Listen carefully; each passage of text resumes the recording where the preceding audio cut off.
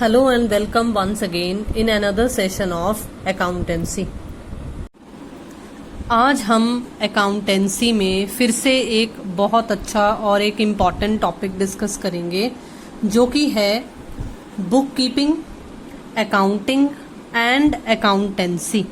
तीनों के हमें थोड़े थोड़े छोटे छोटे मीनिंग्स बता रखे हैं। तो देखते हैं सबसे पहले कि ये बुक कीपिंग क्या है। कई बार एग्जाम्स में बुक कीपिंग और अकाउंटिंग का डिफरेंस आ जाता होता है, तो हमें मीनिंग जरूर पता होना चाहिए कि ये है क्या। पुस्तक पालन, लेखांकन, ये क्या होता है। These three are sometimes considered as synonymous, that is having the same meaning। मतलब कई बार इन तीनों का मतलब जो है वो एक ही मान लिया जाता है, लेकिन इन तीनों में कुछ फंडामेंटल डिफरेंसेस हैं। तो हम सबसे पहले स्टार्ट करेंगे विद दी बुक कीपिंग कि बुक कीपिंग क्या है। बुक कीपिंग को लेकर आपको 3 डेफिनेशंस बता रखी हैं। देखो, जितना हमने अभी तक अकाउंटिंग का मीनिंग समझा है वो मीनिंग बुक कीपिंग के अंडर कवर होने वाला मीनिंग ही है। तो क्या है? Book keeping is an art of recording business dealing in A set of books. Book keeping का मतलब क्या होता है? ये एक इस तरह की आर्ट है, एक इस तरह की कला है जिसमें बिजनेस की जितनी भी डीलिंग्स होती हैं, जितनी भी बिजनेस की ट्रांजैक्शंस यानी कि लेन देन होता है। अब देखो, लेन देन में क्या क्या है, हमने काफी सारी बिजनेस की ट्रांजैक्शंस देख ली हैं जर्नल एंट्रीज की फॉर्म में। लाइक कैपिटल की फॉर्म में पैसा इंट्रोड्यूस करना, वो भी बिजनेस के लिए एक ट्रांजैक्शन है। माल खरीदना, माल बेचना, किसी भी तरह का कोई एक्सपेंस इनकर करना या कोई फिक्स एसेट्स खरीद कर लेकर आना, लोन लेना, ये सब कंसेप्ट्स क्या हैं? ये बिजनेस के ट्रांजैक्शंस हैं, ये कुछ बिजनेस की डीलिंग्स हैं। तो जब हम इन्हें कुछ रिक्वायर्ड बुक्स में, जैसे हमने जर्नल में रिकॉर्ड करना सीखा है जर्नल एंट्रीज की फॉर्म में, तो इस आर्ट को, इस एक्ट ऑफ रिकॉर्डिंग को ही हम बुक कीपिंग कहते हैं। ठीक है, तो इसीलिए फिर से दोबारा से देखो, बुक कीपिंग एक साइंस है और एक आर्ट है। हमने ये कंसेप्ट अकाउंटिंग की मीनिंग में भी पढ़ा है। तो इसमें किया क्या जाता है कि करेक्ट तरीके से, करेक्ट मैनर में हम अपनी बुक्स ऑफ अकाउंट्स में सारी की सारी बिजनेस ट्रांजैक्शंस रिकॉर्ड करते हैं। और कौन सी बिजनेस ट्रांजैक्शंस रिकॉर्ड करते हैं? जिन्हें हम मनी की फॉर्म में मेजर कर सकते हैं, जिन्हें हम मनी की वर्थ में नोट कर सकते हैं, जिनकी वजह से मनी की ट्रांसफर होती है। तो ऑब्वियसली अपने आप हो गया ना कि मनी मेजरमेंट कंसेप्ट अप्लाई हो रहा है, तो इसलिए उसे हम बुक कीपिंग कहते हैं। तो देखो, अभी तक हमने ऐसा कुछ भी नहीं पढ़ा है जिसमें वो इंटरप्रिटेशन वाला कंसेप्ट हमें देखने को मिला हो, या वो कंसेप्ट देखने को मिला हो जिसमें हमने कहा हो कि हमने इसे आगे फर्दर कम्युनिकेट भी करना है। सिर्फ और सिर्फ जो बुक कीपिंग का मीनिंग है, वो जो मेन हमने अकाउंटिंग की डेफिनेशन पढ़ी थी हमारी इस टॉपिक के, इस चैप्टर के जो meaning and objectives of accounting है, ये हमारी इसकी आज की 3rd वीडियो है। जो फर्स्ट वीडियो में मैंने आपको डेफिनेशन अकाउंटिंग की समझाई थी, उसमें हमने रिकॉर्डिंग का कंसेप्ट भी देखा था, हमने क्लासिफाइंग का कंसेप्ट भी देखा था।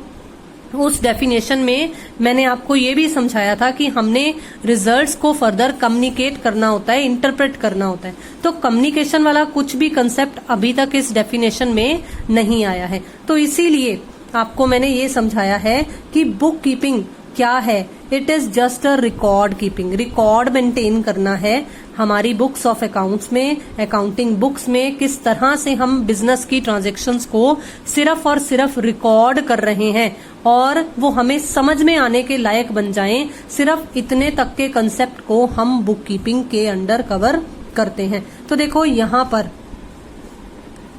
ये कुछ 4 एक्टिविटीज आपको बताई गई हैं जिन्हें बुक कीपिंग के अंडर कवर किया जाता है। देखो, सबसे पहले ट्रांजैक्शन को आइडेंटिफाई करना कि क्या वो फाइनेंशियल नेचर की है या नहीं है। मतलब वो मनी की फॉर्म में हम मेजर कर सकते हैं या नहीं कर सकते हैं। जैसे किसी की ऑनेस्टी को नहीं मेजर किया जा सकता तो उसे नहीं रिकॉर्ड किया जाता, लेकिन बाकी अगर कोई ऐसी ट्रांजैक्शंस हैं जिनको हम मनी की फॉर्म में मेजर कर सकते हैं, उन ट्रांजैक्शंस को सबसे पहले तो आइडेंटिफाई करना। फिर उसके बाद क्या है, उनकी मेजरमेंट करना। सिर्फ आइडेंटिफाई करना काफी नहीं है, अगर हमें रिकॉर्डिंग करनी है तो कितना है पैसे की फॉर्म में उसकी वैल्यू, उसे मेजर भी तो करना पड़ेगा ना। तो ये स्टेप भी बुक कीपिंग के अंडर कवर होता है। फिर उसके बाद इन्हें रिकॉर्ड करना। रिकॉर्ड कैसे करना है? देखो, रिकॉर्डिंग में जब मैंने आपको करेक्टरिस्टिक्स ऑफ अकाउंटिंग समझाए थे तो मैंने आपको कहा था जर्नल भी रिकॉर्डिंग में आती है, और वेरियस कैश बुक या सब्सिडरी बुक्स जो हैं, जिसके बारे में मैंने आपको कहा था कि जब मैं आपको ये समझाऊंगी तब ये पॉइंट फिर से डिटेल में हम डिस्कस करेंगे। तो आपको अभी तक फिलहाल ये चीज तो पता लग गई ना कि जब भी कोई बिजनेस ट्रांजैक्शन की जाती है तो उसे first of all original entry की फॉर्म में, एक जर्नल एंट्री की फॉर्म में हमारी अकाउंटिंग बुक्स में रिकॉर्ड किया जाता है, ताकि प्रॉपर रिकॉर्ड मेंटेनेंस रह सके, प्रॉपर एक प्रूफ रह सके कि yes we have recorded each and every transaction in our books of accounting. बिल्कुल इसी तरीके से देखो, मैंने आपको लास्ट वीडियो में हिंट समझाया था कि भाई ये लेजर क्या होता है। मैंने आपको राम की एग्जांपल देकर समझाया था। तो ये क्लासिफिकेशन वाला कंसेप्ट, जिसमें अगर हमने रिकॉर्डिंग कर ली है, रिकॉर्डिंग में एक इंडिविजुअल से रिलेटेड आइडेंटिफिकेशंस कर पाना मुश्किल है, पता लगा पाना मुश्किल है कि राम से मेरी ट्रांजैक्शंस, अगर 6 ट्रांजैक्शंस हुई हैं, मैंने उन्हें जर्नल एंट्रीज की फॉर्म में रिकॉर्ड कर लिया है। अब मैं देखना चाहती हूँ कि राम कहाँ स्टैंड कर रहा है, राम के खाते में कितना बैलेंस है। तो ये बैलेंस पता लगाने के लिए मैं बार बार जर्नल एंट्रीज के पेज थोड़ी ना पलट कर देखूंगी। मैंने आपको क्या समझाया था कि हम राम के नाम का एक अलग खाता बना लेंगे जिसे लेजर अकाउंट्स बोला जाता होता है, और इसी की वजह से हम कहते हैं कि हमने हमारे अकाउंट्स को क्लासिफाई कर लिया है अलग अलग कैटेगरीज में। राम का अलग अकाउंट बना लिया, श्याम का अलग अकाउंट बना लिया, कैश का अलग अकाउंट बना लिया, परचेज का अलग अकाउंट बना लिया। तो इसलिए जो ये क्लासिफिकेशन वाला टास्क होता है, ये भी हम किस में कवर करते हैं? बुक कीपिंग में कवर करते हैं। तो मुझे उम्मीद है कि बुक कीपिंग का आपको जो कंसेप्ट है वो समझ में आ गया कि बुक कीपिंग मतलब पुस्तक पालन करना, सिर्फ बुक्स को मेंटेन करना, ये इतना कंसेप्ट इसके अंडर कवर किया जाता है। अब ये एक रूटीन वर्क है, एक क्लरिकल नेचर का वर्क है। कोई भी क्लर्क इसे आराम से आसानी से परफॉर्म कर सकता है, जिसको अगर लिमिटेड नॉलेज भी हो अकाउंटिंग की तब भी काम चल जाएगा। क्या कह रही है वो अकाउंटिंग इन्फॉर्मेशन, उसके इतने इन डिटेल में जाने की कोई जरूरत नहीं है, क्योंकि उसने किसी तरह का कोई डिसीजन नहीं लेना है कि कहाँ इन्वेस्टमेंट करनी है, कौन सा टेंडर एक्सेप्ट करना है, कौन सा नहीं। उसने इस तरह का कोई काम नहीं करना है। जस्ट जो ट्रांजैक्शंस हो रही हैं उन्हें रिकॉर्ड करना है। तो इसलिए ये एक लिमिटेड नॉलेज पोजेस करने वाले पर्सन के द्वारा भी परफॉर्म किया जा सकता है। एट प्रेजेंट, आज के जमाने में जो ये फंक्शन है वो ज्यादातर कंप्यूटर्स के जरिए कर दिया जाता है। जैसे आपने टेली नाम का एक सॉफ्टवेयर सुना हुआ होगा, तो उसमें क्या किया जाता है? जस्ट एक जर्नल एंट्री पास की जाती है, रेस्ट रिमेनिंग जो अकाउंट्स है वो अपने आप प्रिपेयर हो जाते हैं। तो मतलब बेसिकली आजकल कंप्यूटर के युग की वजह से ये काम कर पाना बहुत ही आसान हो गया है। तो मुझे उम्मीद है बुक कीपिंग का मीनिंग आपको समझ में आ गया। अब हम समझेंगे अकाउंटिंग क्या है। देखो, हम पढ़ चुके हैं थोड़ा बहुत, अब हम देखते हैं कि हमें अकाउंटिंग के बारे में और क्या बता रखा है। Accounting starts where book keeping ends. ये फर्स्ट डिफरेंस है between book keeping and accounting. Book keeping पहले नंबर पे आएगा, जहां पर बुक कीपिंग खत्म होगा उसके बाद नेक्स्ट स्टेज से अकाउंटिंग शुरू हो जाएगा। अब मैं कहूंगी अपने दिमाग में अकाउंटिंग की वो डेफिनेशन लेकर आओ जो मैंने इस चैप्टर की पार्ट 1 वाली वीडियो में मैंने आपको समझाई थी, वो अमेरिकन इंस्टीट्यूट वाली। उसमें हमने क्लासीफाई करने के बाद क्या समझा था? आपको मैंने डेफिनेशन की फॉर्म में तो बताया है ना कि हम समराइज करते हैं, अपनी इन्फॉर्मेशन को और ज्यादा ब्रीफ करने की कोशिश करते हैं। आपको मैंने अभी प्रॉफिट एंड लॉस अकाउंट के बारे में नहीं बताया, लेकिन बैलेंस शीट के बारे में तो आपको नॉलेज दी है ना मैंने अकाउंटिंग इक्वेशन में। बैलेंस शीट के बारे में आपको क्या बताया कि बैलेंस शीट एक पोजिशनल स्टेटमेंट होती है जो बिजनेस की पोजीशन बताती है कि एसेट्स कितनी है और लाइबिलिटीज कितनी है। तो ये समराइज कर रही है ना हमारी इन्फॉर्मेशन को। और तो अकाउंटिंग जहां पर बुक कीपिंग खत्म होगी वहां से स्टार्ट होगी। इसमें समराइजिंग आएगा, एनालाइजिंग और इंटरप्रिटेशन आएगा, मतलब क्या मीनिंग है जो हमने अपने अकाउंट्स समराइज किए हैं, क्लासिफाई किए थे, आगे फर्दर समराइज कर लिए, तो वो हमें मीनिंग क्या दे रहे हैं, क्या इन्फॉर्मेशन है, क्या मतलब निकल रहा है प्रॉफिट एंड लॉस की आइटम से और बैलेंस शीट की आइटम से। जैसे मान लो एसेट साइड पर अगर मैंने राम लिखा हुआ है 10,000 से, तो इसका मीनिंग क्या हुआ, Ram is my debtor, Ram मेरा डेटर है 10,000 से। इसका मतलब यही बना ना, क्योंकि हमने ये कंसेप्ट किए हुए हैं कि डेटर्स को हम एसेट साइड पर शो करते हैं। तो ये मीनिंगफुल इंफॉर्मेशन हम एनालाइज कर सकते हैं, इंटरप्रेट कर सकते हैं। And yes, we will discuss this topic next video में। ये टॉपिक डिस्कस किया जाएगा, क्योंकि अब आपको ये आधार पता चल गया है कि इस इंफॉर्मेशन को, इस मीनिंगफुल इंफॉर्मेशन को वेरियस इंटरेस्टेड पार्टीज में कम्युनिकेट भी किया जाता है।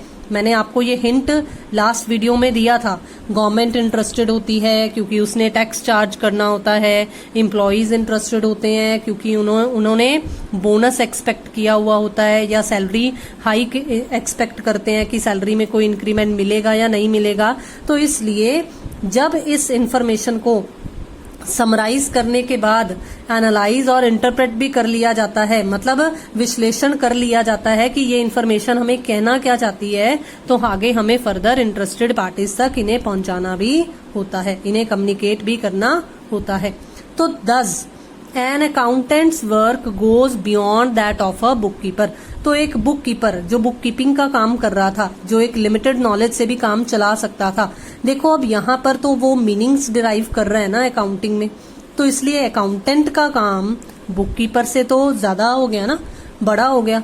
तो इसलिए सिर्फ लिमिटेड नॉलेज से काम नहीं चलेगा। तो इसलिए देखते हैं कि ये आगे में फर्दर क्या बता रहे हैं अकाउंटिंग के बारे में। In actual practice, the accounting process includes bookkeeping function। देखो बिना बुक कीपिंग के क्या अकाउंटिंग हो पाएगी? अगर मैं कोई जर्नल एंट्री ना पास करूं, मैं क्लासिफिकेशन ना करूं, क्या मैं किसी चीज की समरी पता लगा सकती हूँ? जैसे हम कहते हैं ना, बिना लेसन समझे क्या हमें समरी सीधा समझ में आ सकती है? अगर समरी समझ भी लेंगे तो वो हाफ इन्फॉर्मेशन होगी ना, पूरी तो नहीं होगी ना। तो बिल्कुल इसी तरीके से बिना बुक कीपिंग के हम अकाउंटिंग का कंसेप्ट भी नहीं समझ सकते हैं। एक तरीके से ये बेस है, ये आधार है, बुक कीपिंग आधार है। Because on the basis of book keeping records an accountant draws up periodically such as financial statements, profit and loss account and balance sheet etcetera in a small concern. अगर business का level छोटा है तो accountant ही book keeper का काम भी कर सकता है, लेकिन अगर साइज बिग है बिजनेस का तो उस केस में एक बुक कीपर अलग से अपॉइंट किया जाता है जो बुक कीपिंग का काम संभालता है, और एक अकाउंटेंट जिसको स्पेशलाइज्ड नॉलेज हो अकाउंटिंग प्रिंसिपल्स की, कॉन्सेप्ट्स की, हर एक चीज की, वो अकाउंटिंग का काम अलग से संभालेगा। तो मुझे उम्मीद है कि आपको बुक कीपिंग और अकाउंटिंग दोनों के मीनिंग्स समझ में आ गए। देखो अगर मीनिंग्स समझ में आ गए तो इनके डिफरेंसेस समझना बहुत ही आसान रहेगा। लेकिन हमने 3 हेडिंग्स देखी थी आज के टॉपिक की, एक बुक कीपिंग थी, एक अकाउंटिंग थी और एक अकाउंटेंसी थी। तो देखते हैं अकाउंटेंसी क्या है। It refers to a systematic knowledge of accounting concerned with the principles and techniques which are applied in accounting. अब देखो आपको मैंने अकाउंटिंग कंसेप्ट्स एंड कन्वेंशंस करवाए हैं ना, तो आपको नॉलेज है। तो जब सिर्फ नॉलेज होना काफी नहीं है, जब हम उन्हें अप्लाई भी करेंगे, business going concern, business entity concept, going concern concept, accounting period concept, जब हम इन्हें अप्लाई भी करेंगे अकाउंटिंग में तो हम बोलेंगे this is to be covered under accountancy. तो it tells us how to prepare the books of account, how to summarise the accounting information and how to communicate it to the interested parties. मतलब ये सारा का सारा theoretical point of view से ही है कि किस तरह से बुक्स मेंटेन की जाएं, किस तरह से इंफॉर्मेशन को समराइज किया जाए, किस तरह से आगे इंटरेस्टेड पार्टीज तक ये इंफॉर्मेशन पहुंचाई जाए। तो इसे हम अकाउंटेंसी में कवर करते हैं। तो देखो इसमें बुक कीपिंग वाला प्रेपरेशन भी आ रहा है, इसमें समराइजिंग या मीनिंगफुल रिजल्ट निकालने वाला और कम्युनिकेशन करने वाला कंसेप्ट भी आ रहा है। तो अकाउंटेंसी दोनों को कवर कर रही है, वो बुक कीपिंग को भी कवर कर रही है और अकाउंटिंग के कंसेप्ट को भी कवर कर रही है। इसीलिए तो आपके सब्जेक्ट का नाम अकाउंटेंसी है, क्योंकि आपने इसमें बुक कीपिंग करना भी सीखना है, आपने जर्नल एंट्री भी पास करना सीखना है, जो हम सीख चुके हैं ऑलरेडी, और हमने क्लासिफाइंग करना यानी कि लेजर अकाउंट्स बनाना भी सीखना है, और हमने आगे फर्दर ये प्रॉफिट एंड लॉस अकाउंट और बैलेंस शीट बनाना भी सीखना है। तो इसीलिए आपके सब्जेक्ट का नाम अकाउंटेंसी है। अब देखते हैं हमारे पास नेक्स्ट टॉपिक क्या है। Very very and very important difference book keeping and accounting. देखो हमने अभी अभी मीनिंग समझे हैं, तो बहुत ही आसान रहेगा अगर आपने मीनिंग्स बहुत ही अच्छे तरीके से समझ लिए हैं। तो देखो सबसे पहले हम स्कोप के बेसिस पर डिस्कस करेंगे कि बुक कीपिंग का दायरा क्या है, बुक कीपिंग क्या क्या कवर करता है, और अकाउंटिंग का दायरा क्या है, अकाउंटिंग क्या क्या कवर करता है।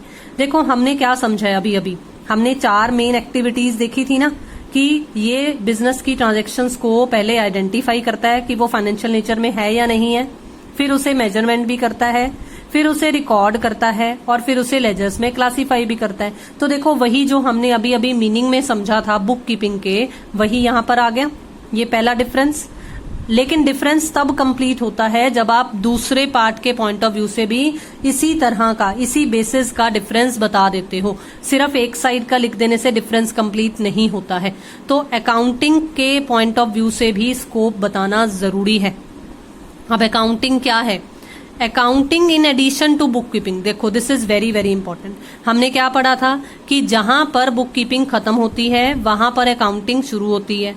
अकाउंटिंग के लिए बुक कीपिंग आधार है, जब तक बुक कीपिंग नहीं होगी तब तक अकाउंटिंग नहीं होगी। तो इसीलिए बुक कीपिंग की एडिशन के साथ साथ अकाउंटिंग में और क्या क्या कवर किया जाता है? समराइजिंग, एनालाइजिंग और इंटरप्रिटेशन और कम्युनिकेशन। तो ये कंसेप्ट्स भी अकाउंटिंग में कवर किए जाते हैं बुक कीपिंग के अलावा। तो बुक कीपिंग को अगर इंक्लूड कर लिया तो अकाउंटिंग का दायरा क्या हो गया? वाइडर हो गया ना। तो ये एक नैरो कंसेप्ट है, ये एक वाइडर कंसेप्ट है। अब इसी चीज को अगर हम यहाँ स्टेज की फॉर्म में स्टडी करें तो देखो, क्या हम पहले समराइजिंग कर सकते हैं? क्या हम पहले एनालाइज या इंटरप्रेट कर सकते हैं? जब अभी कुछ बनकर तैयार ही नहीं हुआ, हम क्या कम्युनिकेट कर सकते हैं? नहीं कर सकते हैं। तो इसलिए पहले बुक कीपिंग आएगा। बुक कीपिंग प्राथमिक स्टेज है, प्राइमरी स्टेज है, जबकि सेकंड नंबर पर यानी कि सेकेंडरी स्टेज पर कौन आएगा? अकाउंटिंग आएगा। तो इसीलिए ये लाइन फिर से दोबारा से रिपीटेड है, accounting starts where book keeping ends. तो पहले बुक कीपिंग होगी, फिर अकाउंटिंग होगी। फिर उसके बाद देखिए हमारे पास next difference on the basis of objective. क्यों बुक कीपिंग की जाती है, क्यों अकाउंटिंग की जाती है? देखो बुक कीपिंग इसलिए की जा रही है ताकि हम सिस्टमैटिकली मेंटेनेंस कर सकें हमारी बिजनेस की ट्रांजैक्शंस को। तो इसलिए इसका main objective to maintain systematic record है। लेकिन अकाउंटिंग का मेन ऑब्जेक्टिव क्या है? देखो आपको नहीं पता प्रॉफिट एंड लॉस अकाउंट क्या है, लेकिन आप नाम से आइडिया लगा सकते हो ना कि एक ऐसा खाता जो हमें ये बता रहा है कि प्रॉफिट हो रहा है या लॉस हो रहा है। तो इसका मतलब इसका मेन ऑब्जेक्टिव क्या हो गया? ये नेट रिजल्ट्स, शुद्ध अंत में हमारे पास नतीजा क्या निकल रहा है कि हमें प्रॉफिट हो रहा है या लॉस हो रहा है, हमारे एसेट्स कितने हैं और हमारी लायबिलिटीज कितनी हैं। तो ये हमें हमारी फाइनेंशियल पोजीशन के बारे में या हमें हमारी एक तरीके से इनकम स्टेटमेंट तैयार कर दे रहा है और फर्दर उस इंफॉर्मेशन को कम्युनिकेट करने में मदद कर रहा है। तो इसका ऑब्जेक्टिव फिर से मैं कहूंगी कि बुक कीपिंग के कंपैरेटिवली थोड़ा सा वाइड है। अब देखते हैं आगे फर्दर।